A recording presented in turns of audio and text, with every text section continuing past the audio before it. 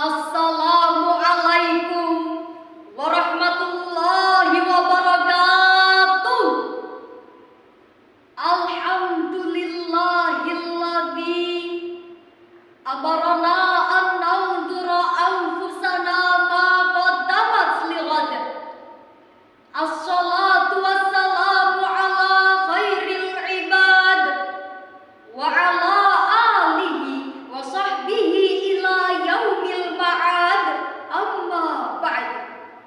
Dewan Hakim yang arif dan bijaksana, hadirin sebangsa dan setanah air yang kami banggakan, Ibnu Bashar dalam bukunya yang berjudul Menjadi Bijak dan Bijaksana Jilid 2 menjelaskan bahwa pemuda yang tangguh ialah pemuda yang sanggup membeli barang mewah, namun juga tahu mana keinginan dan mana kebutuhan. Pemuda yang mampu berbicara formal jika bertemu orang berpendidikan, namun juga mampu berbicara santai dengan orang jalanan. Pemuda yang tahu aturan makan di restoran mewah, namun juga tak canggung makan di warung kaki lima. Pemuda yang seperti inilah hadirin, pemuda yang tangguh, disegani dan disenangi masyarakat. Oleh karena itu hadirin, kita perlu memperhatikan pemuda kita agar mampu menjadi pemuda yang tangguh dan siap untuk menjadi tonggak berjayanya negara kita. Namun disayangkan hadirin, jika kita menjelajah Nusantara, kita akan menyaksikan betapa masih banyak generasi muda kita yang kesehariannya hanya berpangku tangan, keluar sekolah terus menganggur, hidupnya tidak teratur, rambutnya tidak pernah dicukur, cita-cita tinggi ingin jadi gubernur, tapi hobi hanya mendengkur di atas kasur. Akhirnya bukan menjadi gubernur, tapi malah menjadi penganggur yang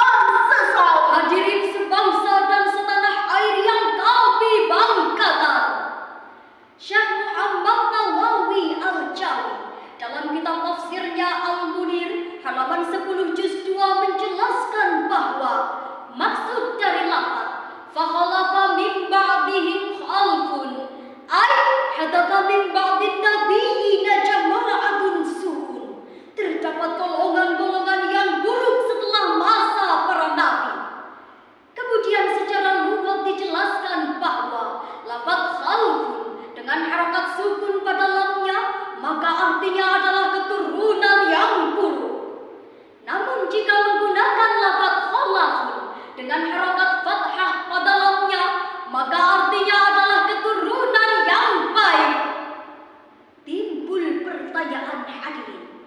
Bagaimanakah keadaan generasi muda kita saat ini?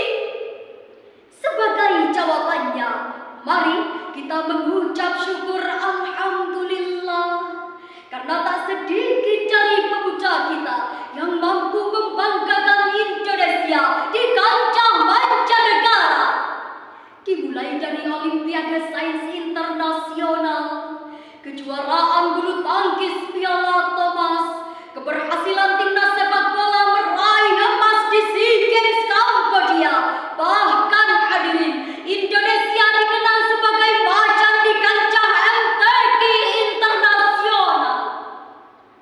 Inilah hadirin yang menjadikan bukti bahwa karakter Indonesia mampu bersaing dengan bangsa-bangsa di dunia. Namun disayangkan hadirin, kita tidak mungkin menutup mata bahwa saat ini masih banyak pemuda kita yang lebih suka jika TikTokan dibandingkan rajin membaca Al-Quran, lebih senang jika pandai berkoyak dibandingkan taat bersembahyang, bahkan lebih bangga jika berpakaian rapi berbaju you can see ala artis-artis masa kini dibandingkan berpakaian syar'i dan islami.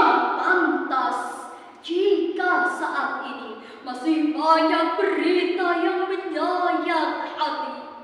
Faktanya, Netralnews.com pada tanggal 23 Juni 2022 yang lalu mengabarkan bahwa terdapat mahasiswi yang hamil duluan. Sudah 3 bulan tidak ketahuan. Tak tahu kepada siapa meminta pertanggungjawaban. Karena tak tahu benih siapa yang bersembayang dalam kandungan.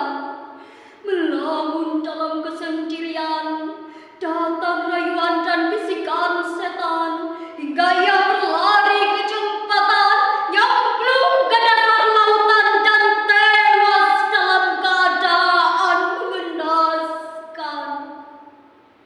Lantas hadirin, bagaimanakah cara kita agar mampu terhindar dari karakter tersebut?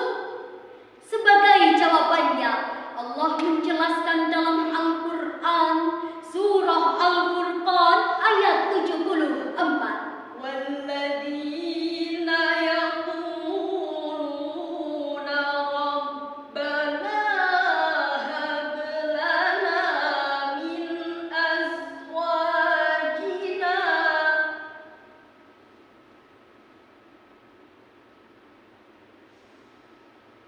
رَبَّنَا هَبْ لَنَا مِنْ أَزْوَاجِنَا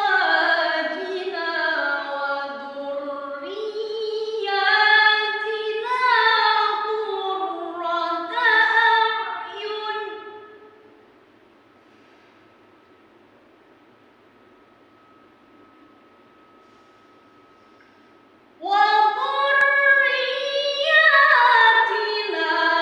قُرَّةَ أَعْيُنٍ وَاجْعَلْنَا لِلْمُتَّقِينَ إِمَامًا.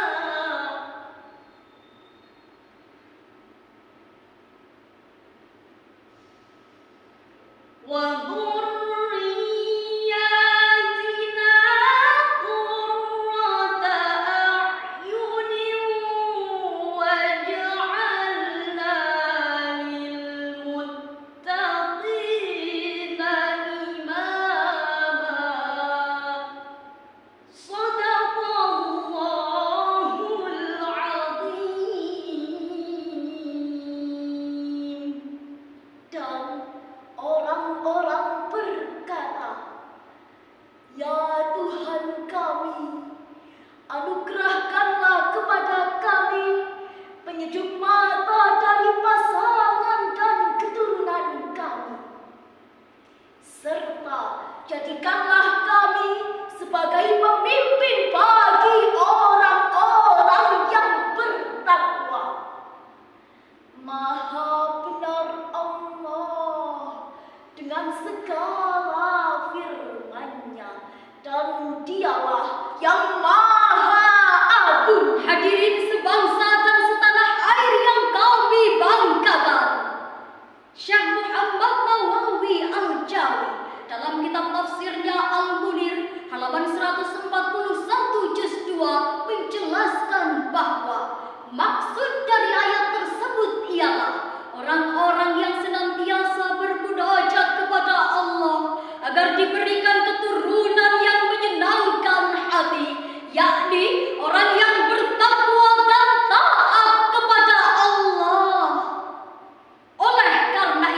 hadirin, izinkan kami menyampaikan sebuah pesan. Wahai generasi muda Indonesia, mari kita berkaya diri dengan ilmu pengetahuan. Kita isi jiwa dengan takwa dan keimanan, dan kita hiasi akhlak kita dengan indah laksana berlian. Sebab jika demikian, kami yakin akan terbentuk pribadi soleh-solehah